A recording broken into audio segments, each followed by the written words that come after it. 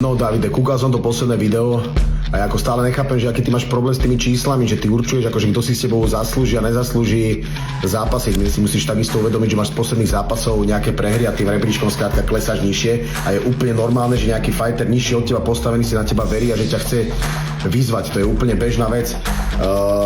Takisto ako ty chceš vytvoriť nejaký narratív, že akože ty si športovec, že teba zaujíma len ten športový výkon a že ja si to chcem vyhubovať, že robím okolo toho nejakú show, ale ty kamarát, keď máš zo seba spraviť kokota a dať si rúžové okuliare a rúžové vlasy, tak tam si prvý.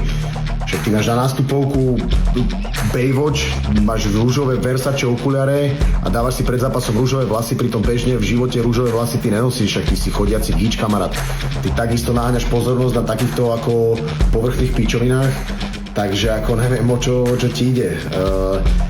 Som rád, že diváci za náš zápas v konečnom dôsledku teda zahlasovali, že sa uskutoční. Pre mňa je to stále zápas najlepšieho weltra v Česku a na Slovensku, takže ja ťa rešpektujem, kamarát, a som rád, že tento zápas teda v konečnom dôsledku bude a že sa v tom Třinci spolu stretneme. Teším sa na teba, kamarát, vidíme sa 22.2. Třinec. Poďte.